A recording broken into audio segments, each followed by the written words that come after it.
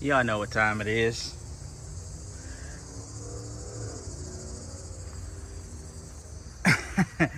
Time to drop that bullet back in that YZ. Yes, sir. So, just finished the motor up for the YZ. Everything bars over good. I'm gonna get it set in the bike.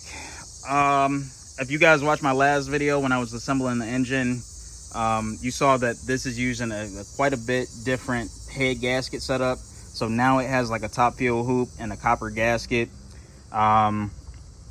So there is a process with preparing that stuff for usage with water.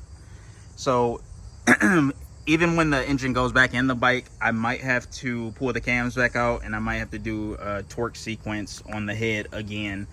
I did attempt to do that with the heat gun. You know, I just heated up for maybe about like 30 minutes, 45 minutes until this saw like 140-ish, 150-ish temperature with a laser thermometer. And I don't really know if that was sufficient.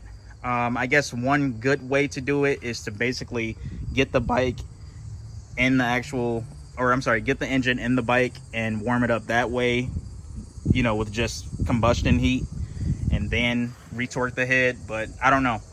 I might do it just to be safe, but I guess I'll just tackle that when I get there. So I'm about to take the turbo kit back off of the engine, and then the engine, I'm going to put it in the frame. I'm going to get the starter on it, get everything plugged in, and see if I could crank it over and just see what it sounds like, see what type of oil pressure is making, and go from there. So I'm gonna put it on time lapse because I don't want to bore you guys with you know, all the little tedious stuff. And yeah, we could just go through it together. So let's see if I can get this knocked out. Not gonna lie, it's been a while since I put one of these in, so I completely forgot that I had to pull the valve cover in order to get the engine in there. So I had to do this a few times because I didn't realize that I had to take the valve cover off. Yeah, that was kind of annoying. Wasted a lot of time doing that. Let me see if I can get the camera to sit. All right.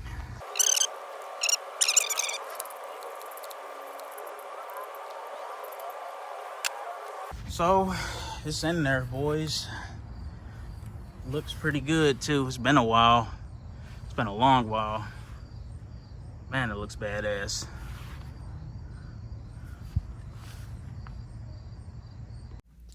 So right here, I'm actually just knocking out the left and right front engine mounts. It's just 3 bolts per side. And then there's 2 main bolts that go underneath the engine. So pretty simple. Just tighten those up, get the motor in position, and get it fastened in place for the final time.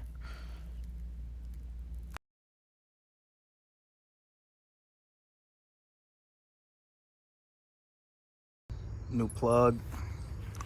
You know things are starting to get real when when you start pulling stuff like this out. I got the mounts all tightened. Got the starter in. I think next I'm going to work on getting the throttle body assembly on with the plenum. So just knocking out the engine mounts now. And then the coolant front left and front right engine mount. It's just 3 bolts on each side. I made some progress. And then there's 2 mounting bolts underneath the engine. I got the entire turbo system on. And man, when I tell you that it's been a while since I've actually done this, because this stuff has to go together in a certain orientation, because you can kind of see like it is super tight. So the pipe had to get like compressed right there, and oh man. But yeah, it's coming together. It's just like the little small stuff I'm making sure to pay attention to. Got the whole intake system on. I'm about to put the fuel system on right now. Then I got to fix my gear position sensor because this got damaged. So I just kind of had that twisted because I was testing it, because I found another connector on the harness I had. So I got to get that all situated and loomed and stuff and soldered. But yeah, it's coming together. I gotta throw the mounts on, which I'm gonna do now before I forget. I got a new chain, that's nothing. And then I have to fix my gear position, the sensor itself too, because I accidentally broke a tab off of it that the bolt goes through. So I'm gonna probably do some plastic weld on that and try to recontour the bolt hole again. But for the most part, it's looking good. I did crank the motor over with the starter button, and it cranks over real good. So see if I can fire it up this afternoon and go from there. So got everything cleaned up. Now I'm going to work on getting the turbo assembly on. So you can see hot side, cold side. One thing that I do like to do is even though this is V-band, sometimes I do put a smidge of red copper on the V-band just to make up for any inconsistency or warpage, because it can be very minute, but it'll still, like, it can look straight, but it could be like a minute warp in this. So the red RTV is just kind of like more so a fail-safe method. It doesn't have to be a lot, just a smidge. This stuff seals up very good. Like, I don't even waste my time using header gaskets or anything most time, especially on the turbo flanges. Like, I don't even use gaskets on that stuff. I'll just use the copper RTV. Works better. It just takes out a lot of the guesswork. So got some copper on there. Put this up here. Get this stuff off my finger.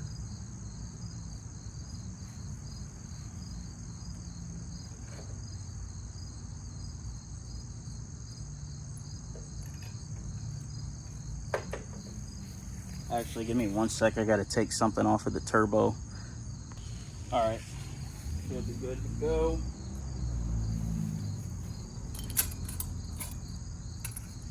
So, how do I gotta do this? Do I remember? Okay, I think I remember. Sorry, I'm sweating like crazy. It's so hot out here. Gotta get that alcohol out of there.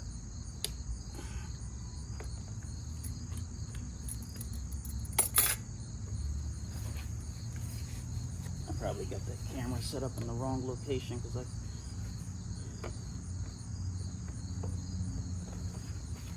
see if I can wedge this in here.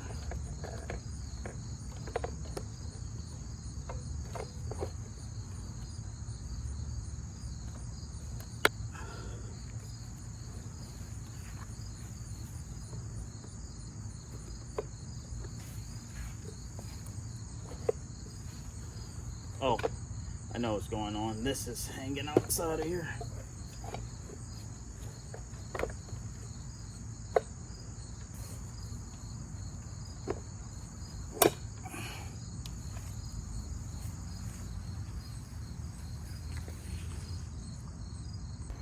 So guys, I got the fuel system on. Sorry, a lot of this stuff I had to do off of the camera because the day has just not been, it has not been working with me. Every time I'll set up the camera and my tripod setup, it'll just start raining out here, pouring. It's been doing it on and off all day today.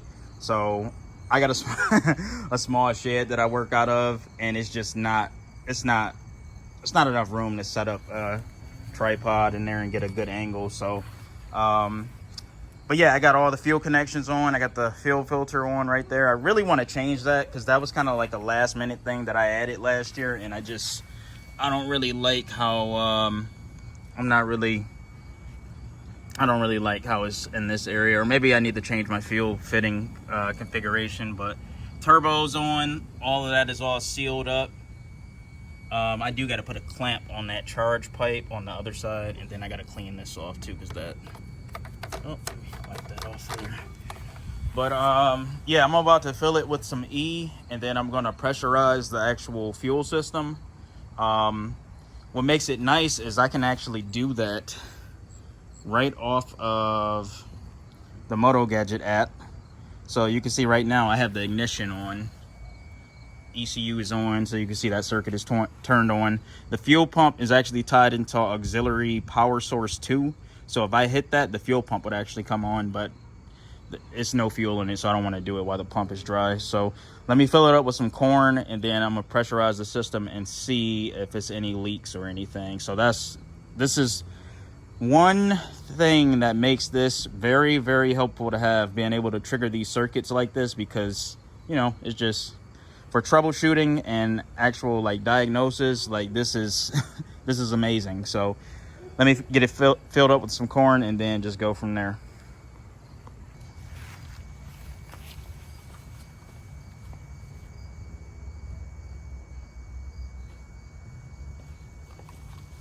Man, I haven't smelled this smell in forever. Whew. Man, that's that good corn right there. So let me get this filled up. This reminds me of the video that I made a few years ago when I first put my bike on E85 when it was NA.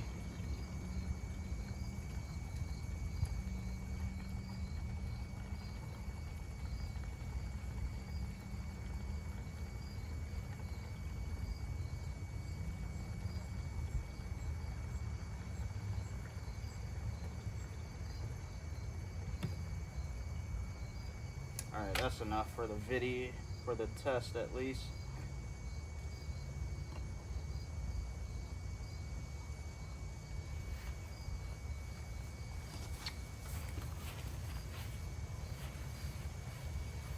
Alright, so take this off of here. This is actually what I'm talking about right here. So if I hit this, you'll hear the fuel pump come on. Oops. There we go.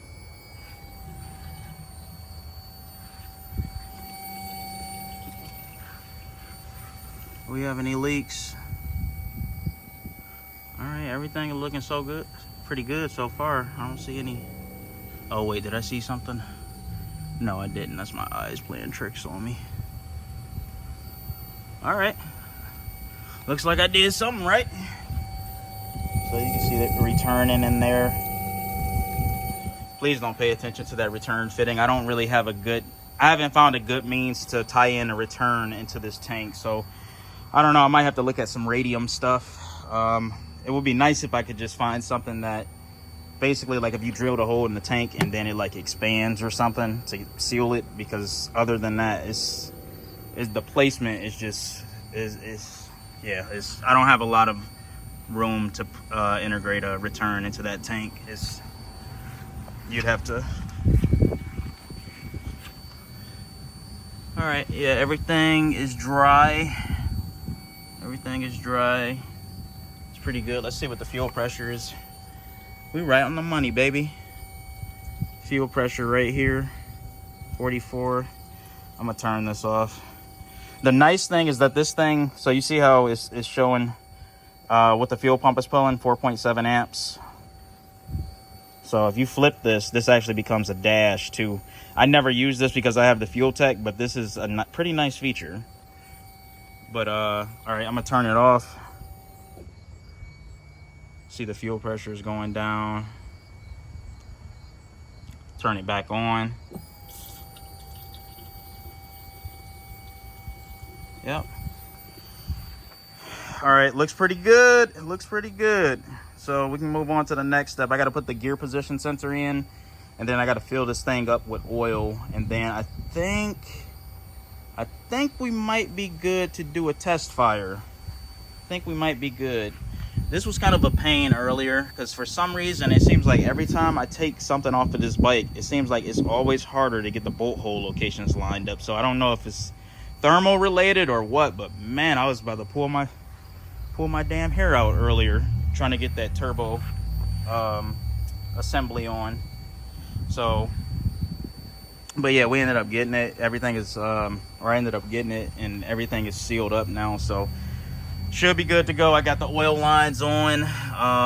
You can kind of see how I'm running a I need to wipe that off too. I kind of went a little bit overboard with that PTFE paste. This is the oil feed for the turbo. And then I got to put that clamp on right there. I forgot to do that.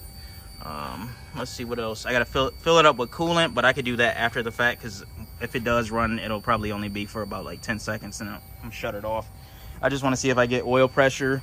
And but yeah, electronic throttle works real good. You can hear that. Let's see what else. Is there anything else? I think that might be it. I'm gonna throw it on the charger too, because this running this fuel pump like this definitely isn't helping anything. So all right, I'll be back.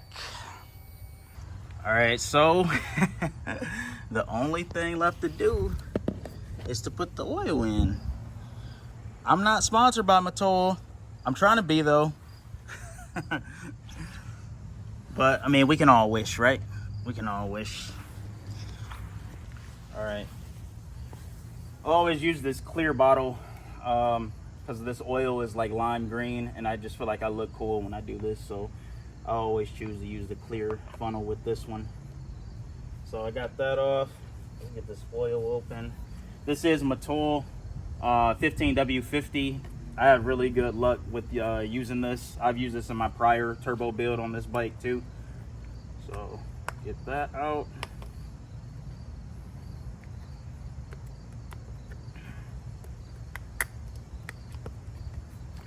Always give it the shake, get all that good stuff mixed up before I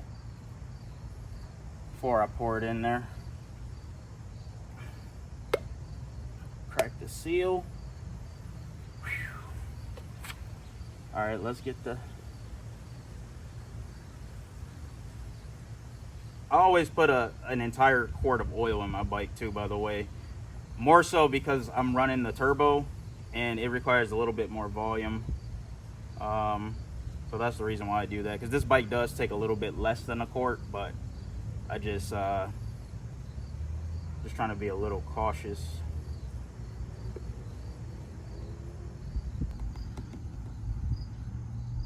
All right, I think that's just about all of it. So let me get this cleaned up and then let's try to fire it. All right, let's see what happens.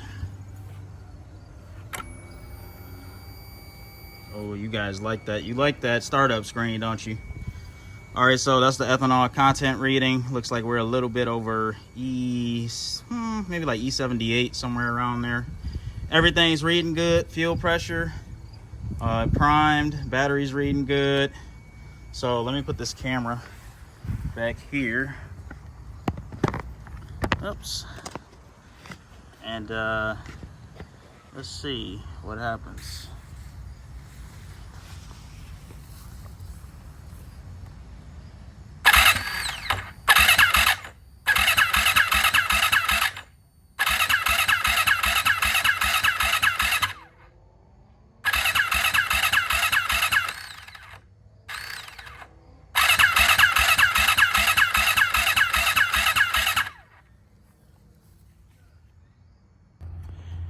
All right, guys, finally. I know it's been quite a minute. This thing has been kicking my ass, though.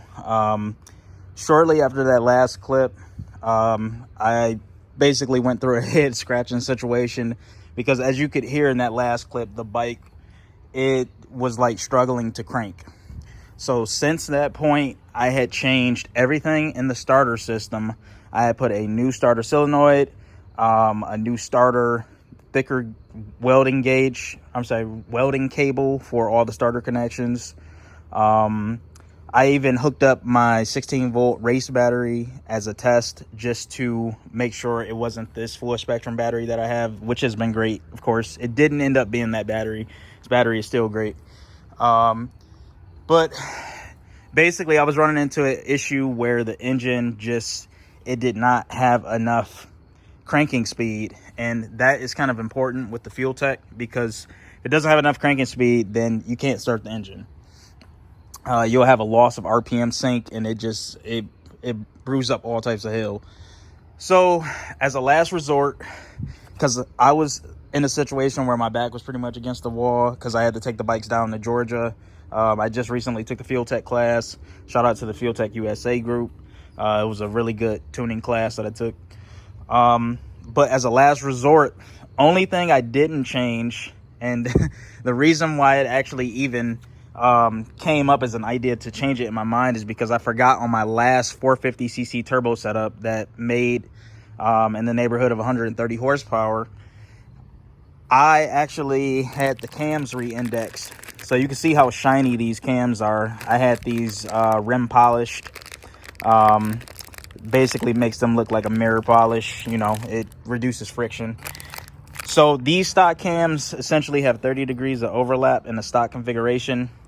Because I was after faster spool with the turbos, and I'm not really sure if it made too much of a difference. I have to go back in my videos and see, because this bike, it came up on boost fast. So I guess the real back-to-back comparison will be with this setup and the last setup.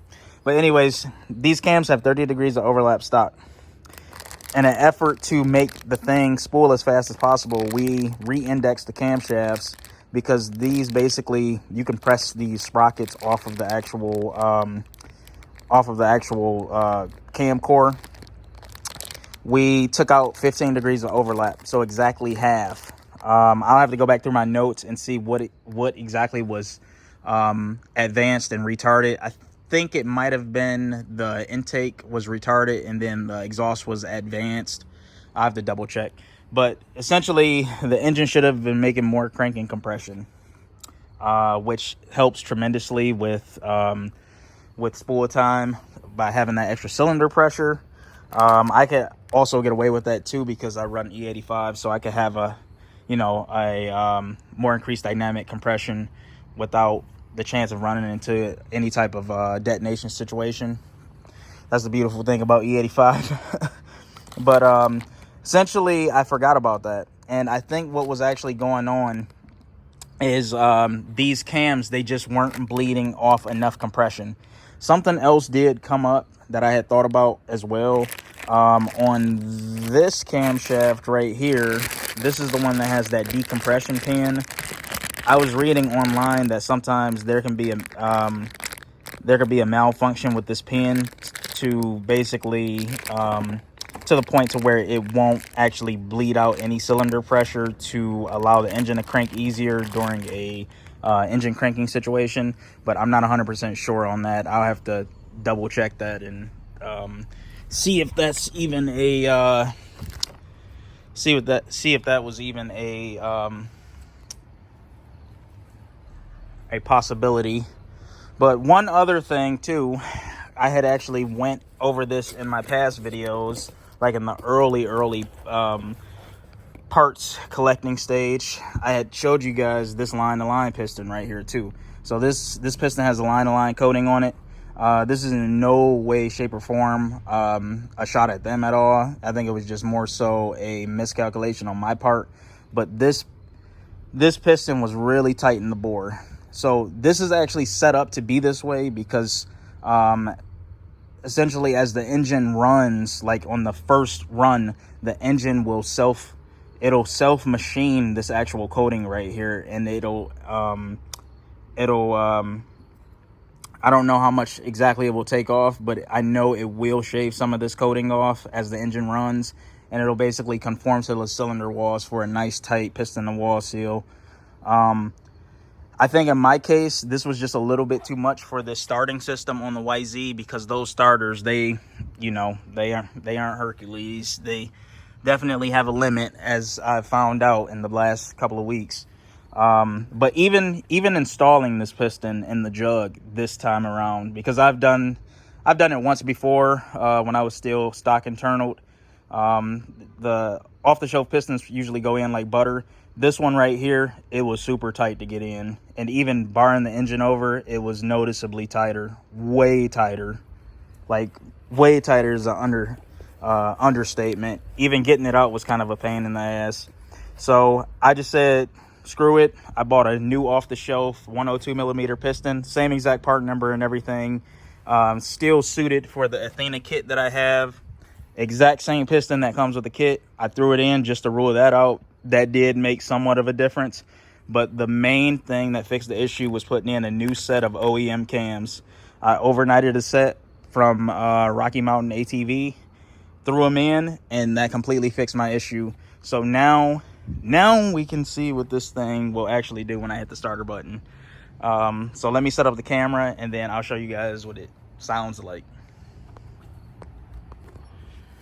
All right, so set the starter button. Ride ready. That nice. I actually got to change that startup screen now because technically it's a YZ-500 now. But let's see what it does. Let's get a little fancy for this video, so I'll use the actual push to start button.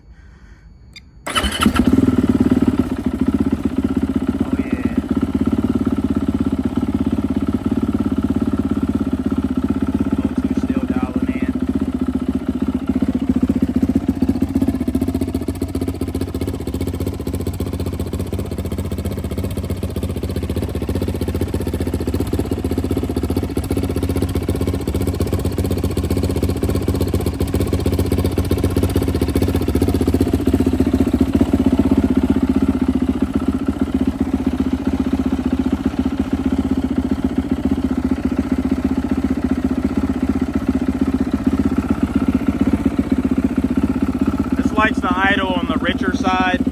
I've tried to lean this out to 14.7 and it does not like it. So it seems to be pretty happy in this area. I could probably lean it out a little bit more, but I'm gonna just give the bike what it wants. I'm not gonna give it what the internet wants. So I'm gonna leave it. Probably lean it out to like 13.5-ish.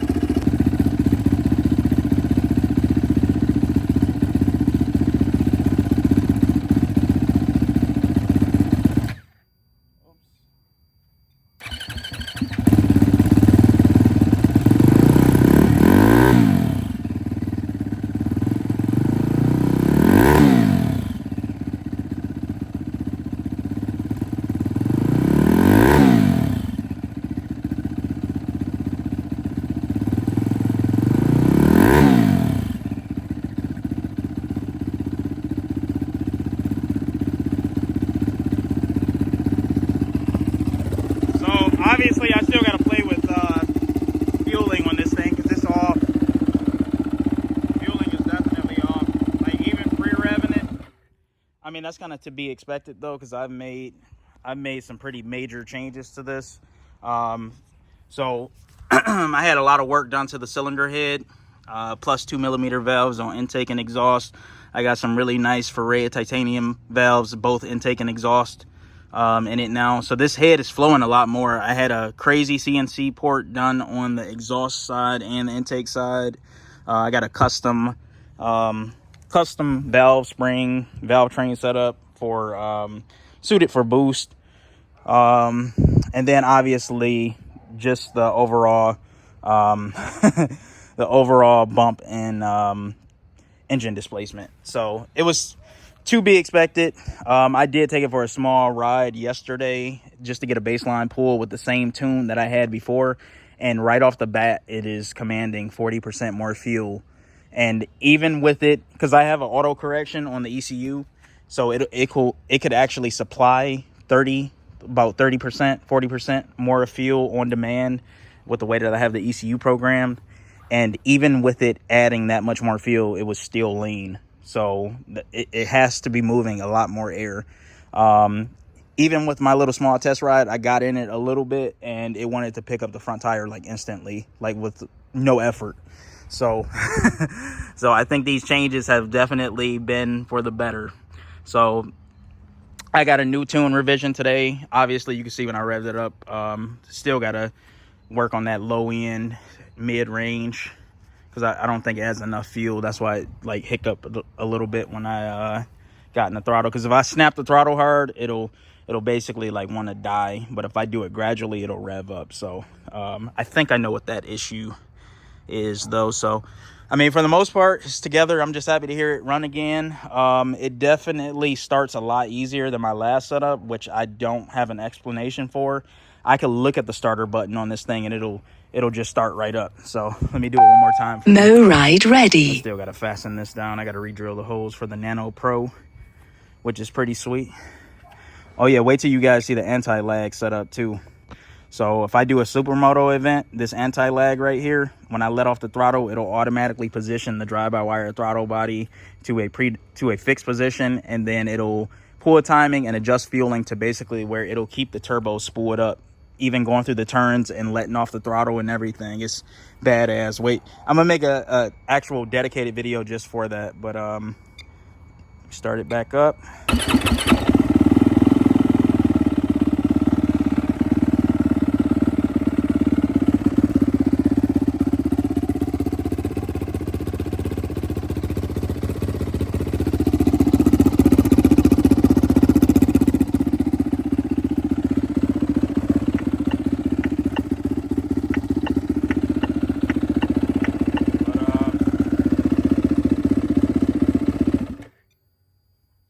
But yeah, it's finally back together. I know a lot of people were asking, but finally I got 2 projects running. This is crazy.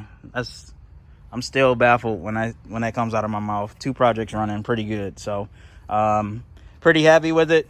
If you haven't already, please subscribe. Please hit that bell notification. You guys know the projects that I do are only going to get crazier. I see a lot of people are starting to find out about the 5,000 horsepower twin turbo billet Hemi street truck that I'm doing, which is my main baby. Still got AC, all the street car amenities because it is a street truck. But yeah, subscribe. Please like, please comment. Let me leave a comment. I mean, we could talk about anything. Leave a comment if you got a question about anything. Please don't hesitate to ask.